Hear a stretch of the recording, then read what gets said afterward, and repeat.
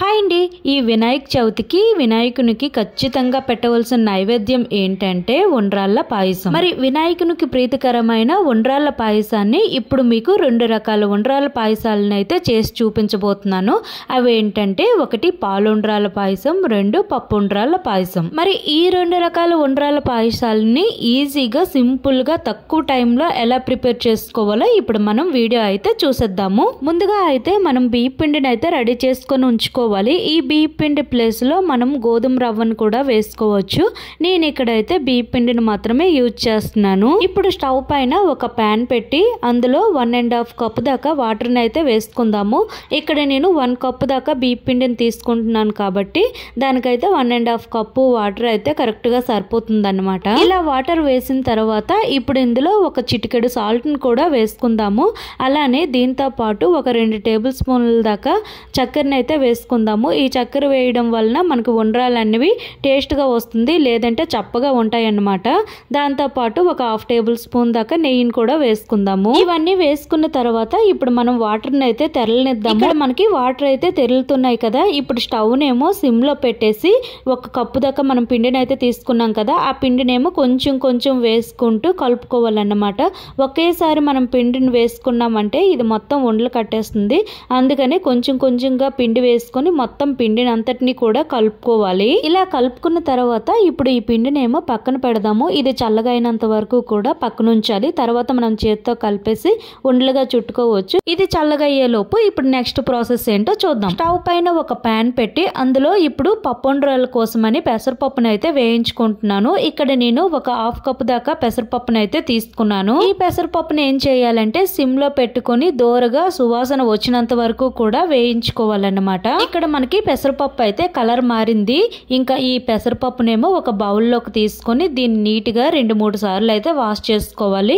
ఇలా వాష్ చేసుకున్న తర్వాత ఇందులో కొన్ని వాటర్ వేసి మళ్ళీ ఈ పెసరపప్పును ఏం చేయాలంటే మనం కుక్కర్లో అయినా ఉడకపెట్టుకోవచ్చు, లేదంటే ఇదే బౌల్లో అయినా మనం ఉడకపెట్టుకోవచ్చు. నేనైతే కుక్కర్లో పెట్టడం లేదు, ఇదే బౌల్లో కొన్ని వాటర్ వేసి ఉడకపెట్టుకుంటున్నాను.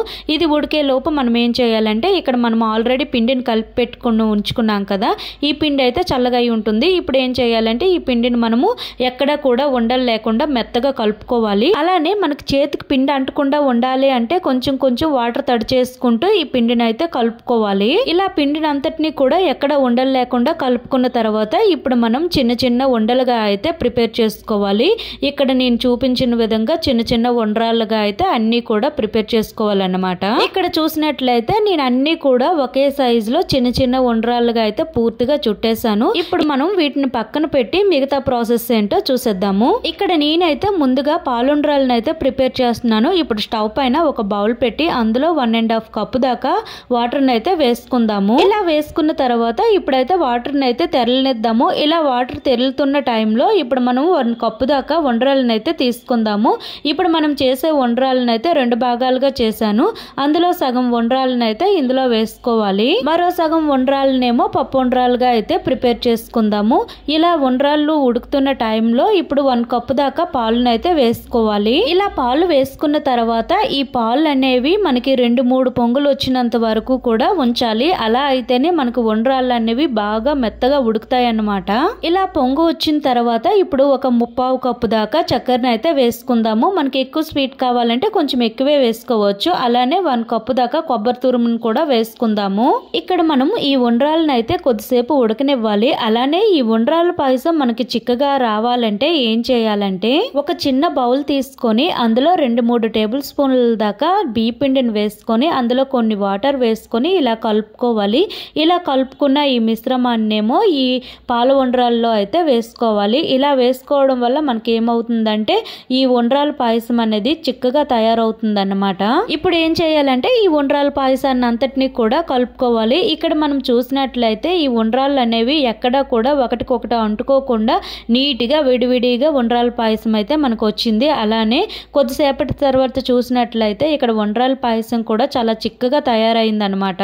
ఇక్కడ నేను చూపించిన కొలతల్లో గనుక మీరు చేశారంటే మీకు కూడా ఉండ్రాళ్ళు అంటుకోకుండా చాలా నీట్ గా వస్తాయి. చివరగా అయితే 1 టేబుల్ స్పూన్ దాకా ఇలాచి పొడిని అయితే వేసుకోవాలి. ఇంతేనండి, చాలా సింపుల్ గా ఈజీగా చేసుకునే వినాయకునికి ప్రీతికరమైన ఉండ్రాల పాయసం అయితే రెడీ అయిపోయింది. ఇప్పుడు నెక్స్ట్ పప్పు ఉండ్రాల పాయసం ఎలా చేయాలో ఇప్పుడు మనం చూసేద్దాం. ముందుగా అయితే మనం ఆల్రెడీ పప్పును అయితే ఉడికించాం కదా. ఇక్కడ చూసినట్లయితే మనకు పప్పు అయితే ఉడికింది. మరీ మెత్తగా ఉడకకూడదు, అలా అని గట్టిగా కూడా ఉండకూడదు. మనకి ఇలా ఉడికితే సరిపోతుంది అనమాట. ఇప్పుడు ఈ పప్పుని ఏం చేయాలంటే ఒక బౌల్లోకి అయితే తీసుకోవాలి. ఇలా ఒక బౌల్లోకి వేసిన తర్వాత ఇదే బౌల్లో ఇప్పుడు మనము ఉండ్రాల పాయసాన్ని అయితే ప్రిపేర్ చేద్దాము. ఇప్పుడు ఇందులో 1.5 కప్పు దాకా వాటర్ని అయితే వేసుకోవాలి. ఇక్కడ వాటర్ని అయితే తెరలనివ్వాలి. ఇక్కడ మనకి వాటర్ అయితే తెరులుతున్నాయి కదా. ఇప్పుడైతే 3/4 కప్పు దాకా బెల్లం అయితే వేసుకోవాలి. ఇప్పుడు ఏం చేయాలంటే ఈ బెల్లం అంతటిని కూడా కరగనివ్వాలి. ఈ బెల్లం కరిగే లోపు మనమైతే ఒక కొబ్బరికాయ తీసుకొని చిన్న చిన్న ముక్కలుగా అయితే కట్ చేసుకోవాలి. ఇక్కడ నేనైతే ఒక 1/2 కప్పు దాకా కొబ్బరి ముక్కలను అయితే తీసుకున్నాను. ఈ పప్పు ఉండ్రాలకి ఏంటంటే కొబ్బరి ముక్కలు వేసుకుంటేనే బాగుంటుంది. ఇప్పుడు ఈ ముక్కలను కూడా ఈ వాటర్ అంతటిని కూడా తెరలనిద్దాము. ఇప్పుడు ముందుగా ప్రిపేర్ చేసుకున్న ఉండ్రాళ్ళు ఉంటాయి కదా, ఆ ఉండ్రాళ్ళు అయితే 1 కప్పు దాకా వేసుకోవాలి. అలానే ఇందులో చిటికెడు సాల్ట్ని కూడా వేసుకోవాలి. ఈ సాల్ట్ వేసుకుంటేనే మనకి పప్పు ఉండ్రాల టేస్ట్ అనేది బాగుంటుంది. ఇందులో సాల్ట్ మాత్రం వేయకపోతే అస్సలు టేస్ట్ అనేది రాదన్నమాట. ఇప్పుడు ఏం చేయాలంటే కొద్దిసేపు ఈ ఉండ్రాలని కొబ్బరి ముక్కల్ని కూడా ఉడకనివ్వాలి. ఇలా ఉడికిన తర్వాత ఇప్పుడు మనం ముందుగా ఉడికించుకున్న పప్పు ఉంటుంది కదా, ఆ పెసరపప్పును అయితే వేసుకోవాలి. ఇలా పప్పు వేసుకున్న తర్వాత ఇప్పుడు ఈ ఉండ్రాళ్ళ అంతటినీ కూడా కలుపుకోవాలి. ఇక్కడ మనకి ఇదంతా కూడా దగ్గరకు వచ్చినంత వరకు కూడా ఉడకనివ్వాలి.